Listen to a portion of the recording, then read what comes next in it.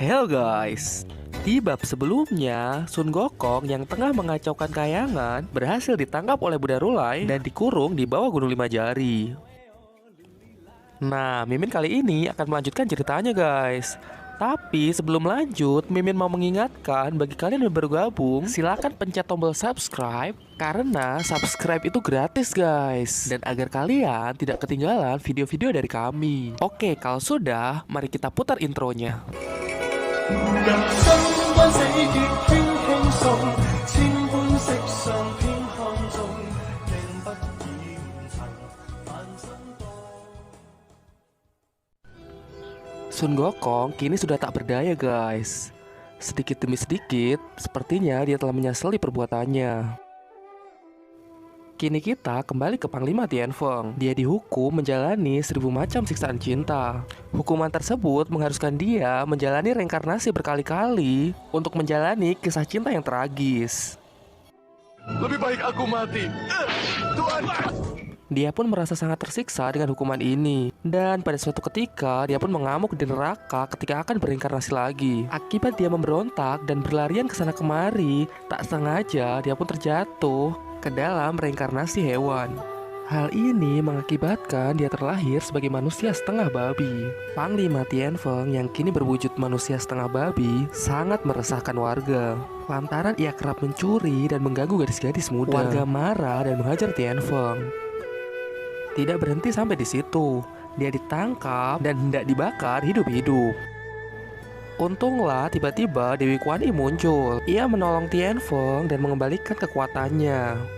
Ia pun memberitahu Tianfeng bahwa suatu hari nanti akan ada biksu yang menempuh perjalanan ke barat untuk mencari kitab suci.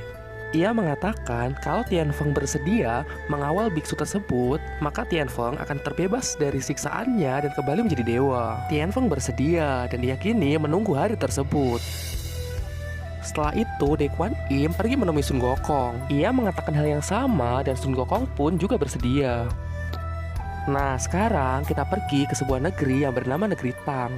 Di sana ada seorang biksu yang menyelamatkan Raja Negeri Tang yang tengah dikejar-kejar roh naga. Ternyata guys, biksu tersebut adalah reinkarnasi dari Buddha Cincanjel yang sudah kita bahas di bab sebelumnya. Pantas saja ya guys, si roh naga langsung takluk. Diketahui biksu tersebut bernama Tong Sancong. Dan karena raja begitu senang, Tong Sancong pun diangkat menjadi adiknya. Tak lama setelah kejadian itu, Tong Sancong bertemu dengan Dewi Kuan Yin. Dewi Kuan Yin mengatakan jika Tong Sancong mau menempuh perjalanan ke barat mengambil kitab suci di sebuah kuil yang bernama Kuil Leyin. Dengan begitu, maka dia akan menyelamatkan seluruh umat manusia dari kesengsaraan. Tong Sancong sangat tertarik dan ingin segera berangkat. Dewi Kuan Yin juga mengatakan bahwa Tong Sancong tidak kesendirian. Ia akan dikawal oleh beberapa murid yang akan ia temui di dalam perjalanan. Singkat cerita, Tong Sancong pun berangkat dan tibalah ia di sebuah gunung yang bernama Gunung Lima Jari. Di sana ia bertemu dengan Sun Gokong. Dengan doa yang ia panjatkan, Sun Gokong pun terbebas dari gencetan Gunung Lima Jari. Sun Gokong yang telah bebas, dia pun kegirangan dan terbang ke sana kemari. Sun Gokong pun bersedia menjadi murid dan dia bersedia mengawal Biksu Tong dalam perjalanan ke barat. Sebelum mereka melanjutkan perjalanan, Sun Gokong mengajak Biksu Tong pergi ke Gunung Wako untuk mengunjungi rakyat-rakyat keras Sun Gokong. Biksu Tong sangat tersentuh dengan keluarga Sun Gokong. Lantas malam harinya, ia pun tak tega untuk mengajak Sun Gokong melanjutkan perjalanan. Dia pun pergi seorang diri dan nyaris jatuh ke dalam jurang. Untunglah ada Dewi Kuan Yin. Dewi Kuan Yin mengatakan perjalanan ke barat sangat berat. Ia pun harus mengajak Sun Gokong. Dewi Kuan Yin khawatir karena Sun Gokong masih memiliki sifat liar. Ia lantas memberi sebuah topi kepada Tong Sancong dan memintanya agar ia memberikannya kepada Sun Gokong. Karena merasa bersalah, Sun Gokong kembali kepada Tong Sancong. Biksu Tong memberikan topi itu kepada Sun Gokong. Sun Gokong mengenakannya dan tiba-tiba topi itu berubah menjadi simpai emas. Kemudian Biksu Tong membaca mantra yang ia pelajari dari Dewi Kuan Yin. Tiba-tiba Sun Gokong merasa sakit kepala yang sangat luar biasa. Ternyata simpai emas tersebut memang diberikan kepada Sun Gokong untuk mengekangnya. Dengan sedikit paksaan, akhirnya Sun Gokong mau menurut dan perjalanan pun dilanjutkan. Tibalah mereka di sebuah desa.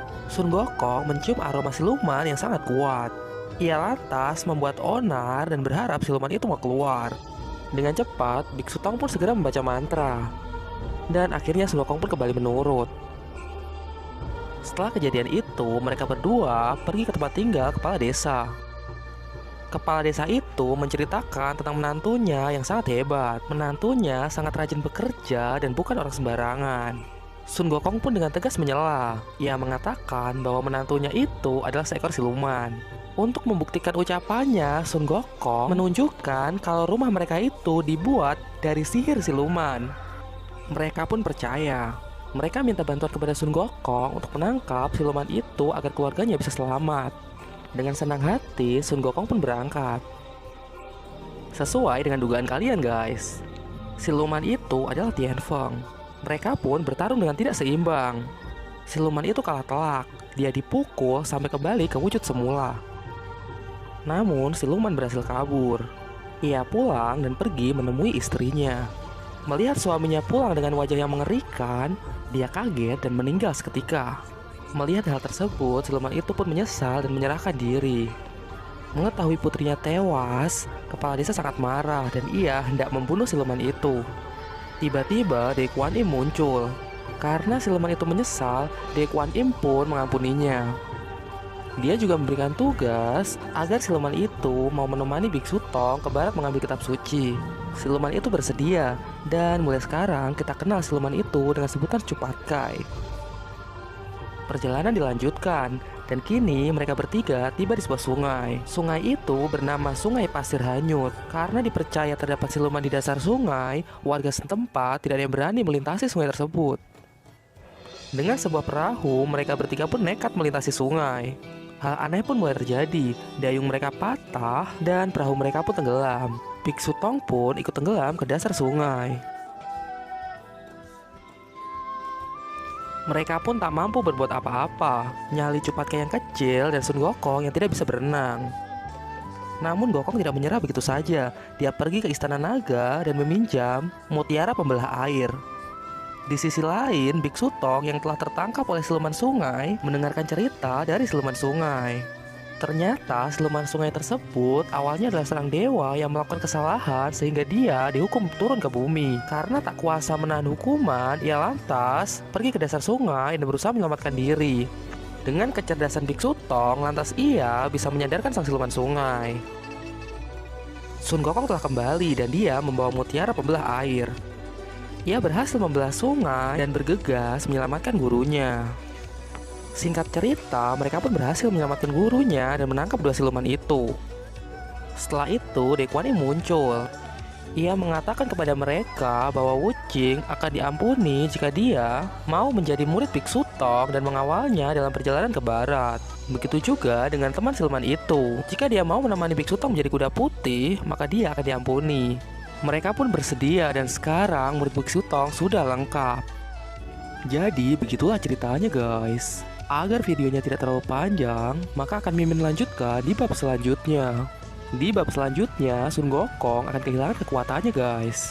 Dia berdebat dengan Biksu Tong dan bahkan dia sampai diusir oleh Biksu Tong. Kira-kira kenapa ya guys?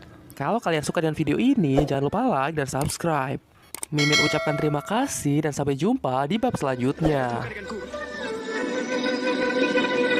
Walau tak bisa menyelesaikan perjalanan ini,